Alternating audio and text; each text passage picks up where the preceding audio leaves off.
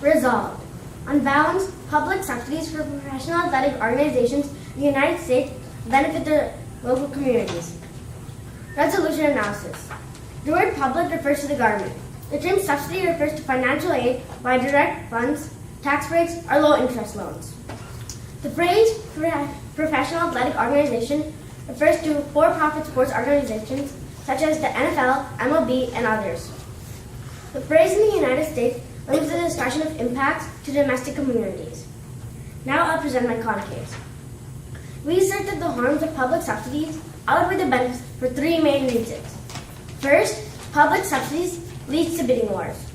Second, subsidies utilize revenue that could be better spent on the community. And finally, professional sports organizations don't actually bring an increased revenue to the economy. Contention 1. Public subsidies lead to bidding wars among cities to keep the team or acquire them to their respective cities. According to Gary Johnson's report, The Economic Impact of New Stadiums and Arenas in City, this simple supply and demand method ensures that the owner will always have an option to relocate the team to a different city which is willing to build a stadium at the lowest cost for them. Because of this, a bidding war usually erupts between competing cities. Expansion, with prices going higher and higher. Expansion franchises in Charlotte, North Carolina, and Jacksonville, Florida paid extremely high league fees in order to join the NFL. But the majority of subsidies they got in return was not used towards the team, but was instead used to start the franchise. But the biggest impact this has had is new stadiums, which are in great condition, are now being torn down in favor of new high-tech facilities. Contention 2. Subsidies utilize revenue that could be better spent on the community. In his 2013 article, America has a Stadium Problem, Aaron Gordon stated that, all the while, American cities, counties, states continue to struggle while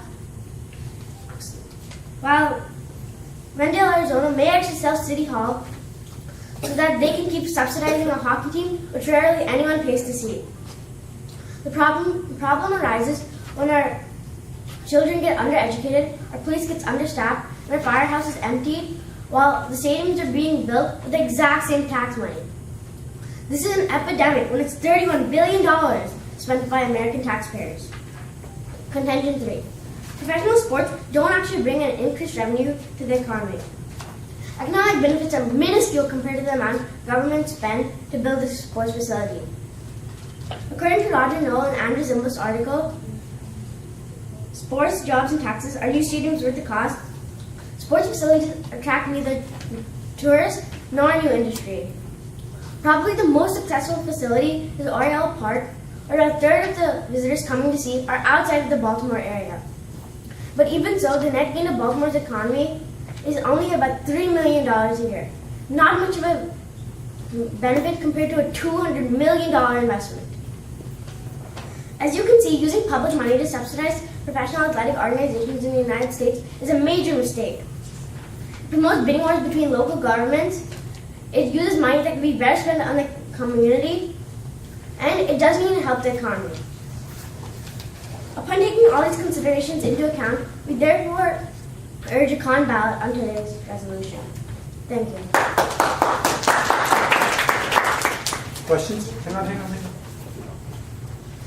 Stand up. Okay. So, Mr. J. Narayanan, bidding wars don't actually matter, mainly because stadiums are economically beneficial to communities. What do you have to say about this? Well, can you repeat your question? Yes, sir.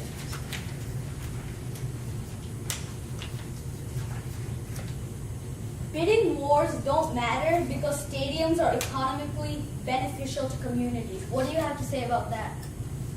But it's not really going to be beneficial because you have to spend $200 million, and also our children can get undereducated when you're using the exact same tax money to build a stadium. Okay, am I allowed to leave? Yes. But even if it doesn't have much of an economic benefit, it still helps in tiny ways that can last for a year. You can build new schools if you want, new businesses, even if you don't get like $200. What do you have? $200 million. What do you have to say about that? Well,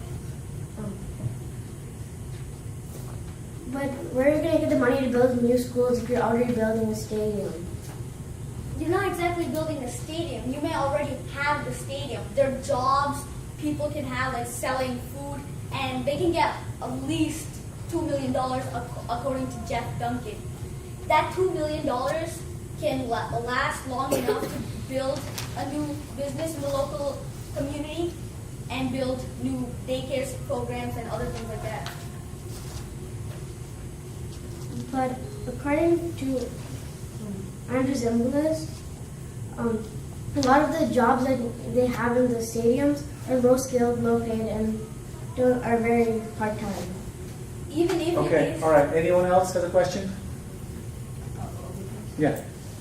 Okay, Senator, what do you have to say about the immense amount of new jobs created by creating a stadium, and also the not the economical benefits, but the other benefits that the stadium can bring, such as a sense of community?